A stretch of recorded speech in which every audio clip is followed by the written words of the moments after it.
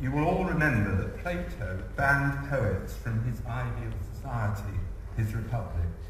The rhapsodists, as they were called, sang their songs and played their lyres and drove the crowds, said Plato, out of their minds. What we would like to do is to have an hour that I hope will have Plato turning in his grave. And to do this, may I extend a very, very warm welcome to the great songwriter and musician, rhapsodist even, Mark Knopfler.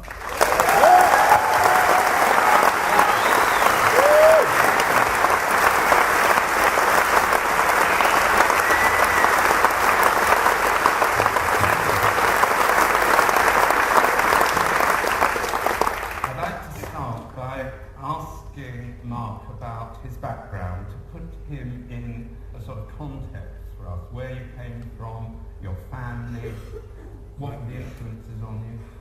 Well, Listen with Mother was very important to me. I remember we were in Glasgow, in Scotland, because my dad had taken a job up there to work for the county council as an architect. He wanted to work in public counselling as a young guy. And I remember crawling around on the floor and hearing the songs that were on Listen with Mother. And it was a tremendous selection, all except for The Laughing Policeman, which I've never been able to enjoy for some time. And your father's Hungarian? Yes, and Dad was from Hungary. He was a refugee. He made it here in 1939 and tried to join the army, and they wouldn't let him because he was an alien. So he ended up as a lumberjack in the Lake District of all places for the war effort. And so you were living in Glasgow? Yeah, we were in Glasgow, and when I was little, we moved to Newcastle because my mum was a Geordie girl from Newcastle, and so my mum's side of the family are Geordies, and although we do have relatives north of the border as well, there are a lot of connections between Scotland and the northeast. A lot of Scots people came down to work in the shipyards and so on and so forth. So yes, there's always been this sympathy between Geordies and Scots. And did you have a happy childhood? It was a great childhood, yeah. I think it was a great time. Playing, you could play in the street and do all of those things, yeah. And so probably the first music that I heard was Scottish country dance music with Jimmy Shand, and probably the first time I heard people singing together it would be Scotland the Brave at school. So you were at school and you were good at acting. Tell us about the... Oh, well, when I was a kid, you know, I was interested in the theatre, right? And I still like going to the theatre. I have to take my mum to the theatre every now and again, and my mum loves the theatre still. And Kitty and I take her to the theatre once every couple of months. But I don't know why I stopped. I think that's one of the reasons I stopped, I think, was I didn't have to do it. You know, that's one reason. And I think you have to do what you have to do in life. It's not just a question of what you can do. So I didn't want to do it badly enough. That's one thing.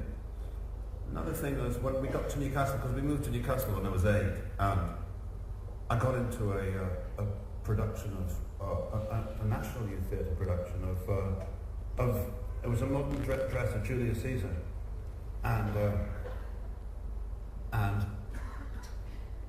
it was at Sunderland. I had to get trained down to Sunderland every day. I got 2 or 3 weeks off school to do it. All the rehearsals, fantastic.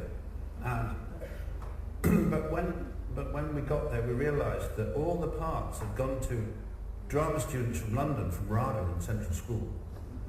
And the Geordies were the spear carriers and the mob.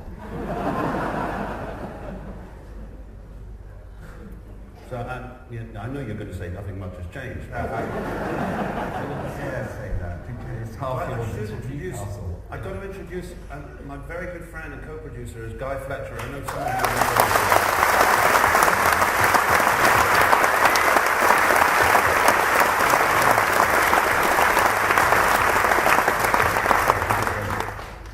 Yes, so Guy's Brown soundtrack when he appeared at the door of the little muse house where I lived at the time, and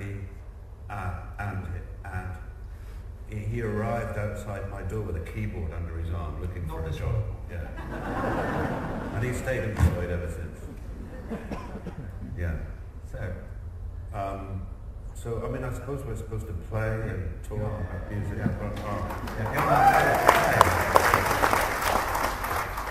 So now I can't remember what should be first. It's something to do with something to do with childhood. That would be an idea. Because the first Scotland Brave. Scotland Brave. Thank you very much, Matthew. I'd love to play that.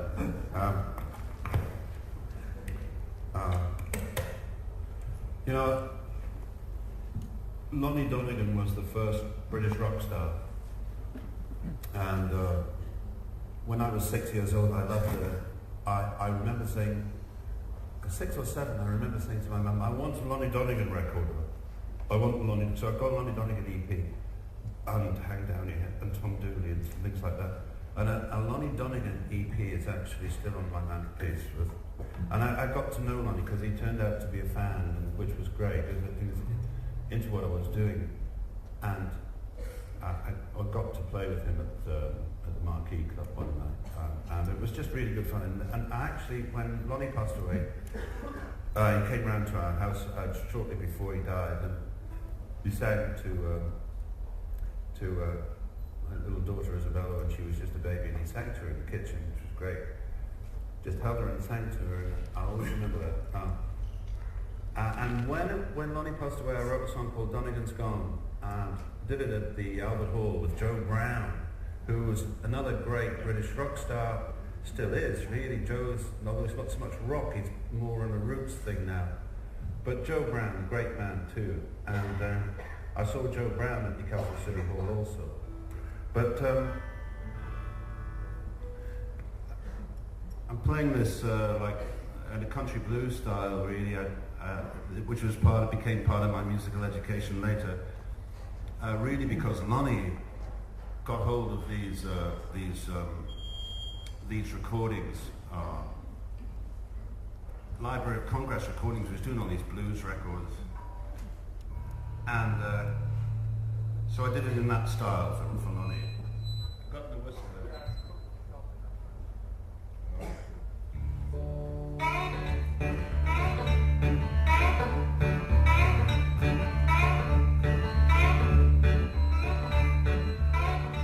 Donegan's gone, Lonnie Donegan, Donegan's gone.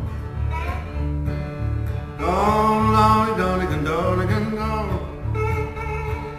Play that big grand cootie down, nobody loved like an Irish man gone. Lonnie Donegan, Donegan's gone. Donegan's gone, Lonnie Donegan, Donegan's gone. Gone, Lonnie Donegan, Donegan. Staggering and gambling man, nobody loved like an Irishman gone. Lonnie Donegan, Donegan gone.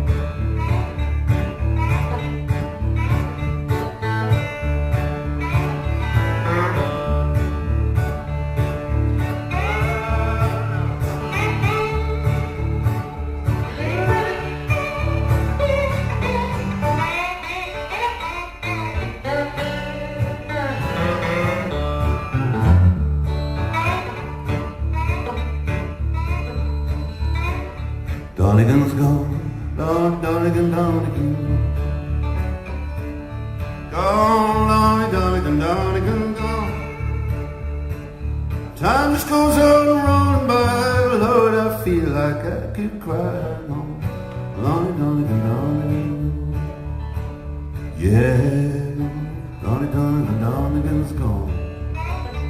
Oh, gone, Lord Donegan, Donegan.